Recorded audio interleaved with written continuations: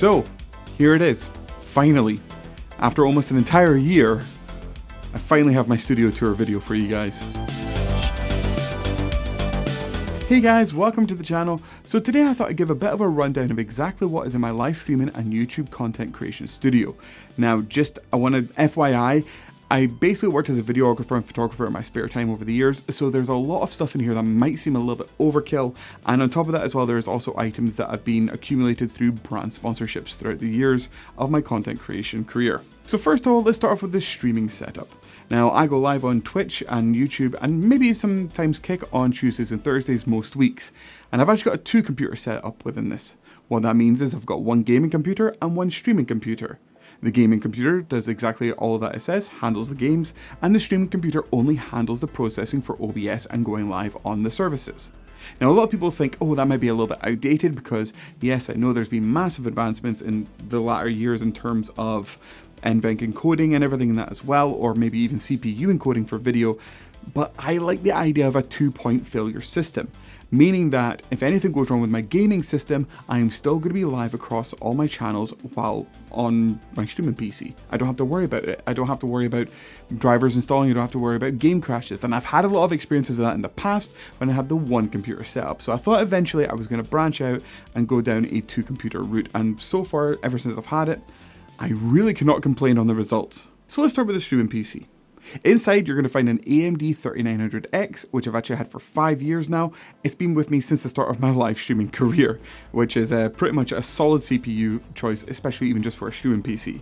I've actually got 2 GPUs inside, one being the NVIDIA 3070 RTX, and the other one being the Intel A380 Arc.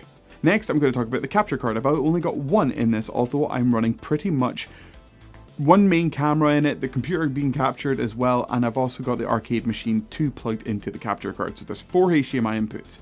It's an Elgato Camlink Pro. Now sadly, Elgato don't actually produce these anymore because I think there might have been some issues with it, which I have found in the past, and I'm looking to just maybe upgrade to another capture card just for the gaming PC, but have this solely for other cameras. Now the keyboard on it is going to be my Matrix keyboard that I got gifted a few months ago, and you can find the link up for it in here. The mouse that I use for this is the Logitech MX3. The monitor is an old Dell 22-inch monitor. I don't really recommend this. This was something that I retrieved from an office I worked in years ago. However, it really does serve its purpose here at the streaming PC. I also have a webcam plugged on this side of the studio, which is the Obsbot Tiny 2 Lite, which is a great gimbal AI following tracking webcam. And the microphone plugged into this computer over here is the Fifine AM8. Now you may be wondering, if I'm streaming from my gaming computer, why do I have a setup over here on the streaming PC desk? Well, that's because everything's plugged into this streaming computer, such as the arcade machine and the microphone, meaning that I'm able to actually pull out the monitor, bring the microphone around, and have the camera on top of that and stream live from my arcade machine for doing retro streams. Now this might seem like a bit overkill instead of doing emulators, but I find there's something just so satisfying about sitting down at an arcade machine with an old retro 4:3 ratio monitor and actually feeling like you're a kid in the arcade again. And trust me, it's a great setup to have. It's very, I'm going to say I'm a little bit privileged for having this, to be honest. Not everyone needs this setup, but it's so much fun to have, and when I want to have that setup, it's so easily accessible as well. So let's go across to the gaming computer. Now, I know it's not the latest and greatest, but I tell you one thing, it does me in general of anything I need for gaming right now in this modern day. The CPU inside is an AMD 5800X3D. The GPU is also an AMD 7900 XTX. Now, because I'm not actually streaming from this computer, I don't really have to rely on the NVENC encoding, so I could just buy a heavy hitter in terms of a GPU for gaming only. I've also got 32GB of RAM, like what I've got inside the streaming PC. And inside here, I've actually got an AverMedia Live Gamer capture card as well. Now, I will tell you why I have this set up in a wee minute. Inside this computer, I also have 2 M.2 drives, 1TB each, and 1 SSD terabyte as well. And I've also got a desktop hard drive that is literally 4TB of backup storage in a general sense. Both PC cases in this room are actually using the Fractal North, and I received them through my hardware partnership with them, so thank you very much for that, Fractal. Next to the computer, I've got my MetaQuest 2, which has got a nice little wireless charging dock in it as well, which is very handy to have. The screen that I'm using in this setup is actually the Samsung G9 49-inch curved monitor, and this thing is a beast. With a 240Hz refresh rate, it's by none missing any basically pixels in FPS games, which is great as well. Like combine that with the glass mouse pad and the 502 Plus, oh my god, I'm in dreamland in terms of FPS gaming. By means, I am no pro, I'm still pretty much a scrub, but I enjoy the games, so let me have that please. Now I know you're probably wondering why I've only got one monitor on my gaming setup. A lot of people here I know will use multiple monitors, however after many years of stacking them, having side by side, having a triple monitor setup with two verticals on my left and the horizontal one in the middle, I got fed up of it. I got fed up of trying to figure out what was best for me ergonomically and for comfort. And in the end, when I looked into the Samsung G9, I basically thought, you know what, I need this. However, I have had to fiddle about with it a little bit because no one's going to want to watch a stream at that crazy ratio at full screen. So what I actually do is I actually use Windows Power Toys in order to basically dedicate zones. So my middle zone is basically 2560 by 1440, which basically means that it's 2K gaming. This then leaves me at two different panels to each side at 1280 by 1440, which is ideal for gaming, especially the fact that you've got your full 16:9 ratio in the middle, and then you've got these nice short panels on each side for chat or OBS or your Spotify or whatever else you're running while live streaming.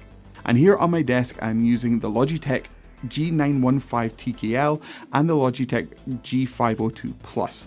Now this is a great combination. The fact is I don't have to have multiple softwares for my peripherals and they're all just set up on the desk, and honestly I know it's like the kind of chiclet keys, a lot of people aren't keen on them, but I love them. It's just such a nice flat profile to have. I've also got the glass SkyPad as well for the mouse pad, because I found after many years of using basically much more cloth orientated mouse pads, I wasn't keen on it, and I even tried plastic ones as well. However, this thing just lets your mouse glide, and going from basically a much more material cloth like mouse pad in FPS to a glass one is insane. Your aim is just so much more accurate in a general sense. Like literally any movement your mouse pad will pick up, especially if you have your eDPI clocked in as well. So I don't think I'm going back anytime soon. I've also got the Delta Hub wrist rest as well, the Carpio 2.0, which I highly recommend if you're using any mouse or keyboard for a long period of time as well. As well as the keyboard and mouse, I also have the Stream Deck over here, as well as the Elgato foot pedals, which allows me to be able to mute myself, deafen myself, or even do the super zoom while I'm live on stream. My audio interface device is actually the Rodecaster Duo. This is a prime piece of tech, especially if you've got a two streaming PC setup. They're actually able to plug both PCs into the one mixer, and you're able to control the output over each side. I know the Beacon Studio came out late last year, I want to say, or earlier this year, which was a game changer as well in that sense of being able to have two computers plugged into one audio interface. The microphone over here that I'm using is the Shure SM7B, and of course it's everyone's favorite podcasting microphone. I've also gone through my fair share of microphones during the years, especially studying sound engineering at university. The camera over here that I'm using for streaming is the Sony a7 III with a 24 to 70 millimeter lens. That is the GM1, not the GM2. It's the first model, it's the first iteration of it, which I know is a little bit overkill, but yet again, that was all from my video and photography days as well, and I've now got a secondary mirrorless DSLR as well, full frame. The speakers on the wall are the KRK Rockkits 5s. I've had them for many years since I was in a band. I'm talking about 2012, 2013, I think I may have purchased these. And the light over here that I'm using is the Andor EX60. It's a very, very basic light, however it gets the job done. Underneath the desk as well, you're going to find a Mac Mini, and I use this as well for my development on a day-to-day basis while I'm working for ATEM.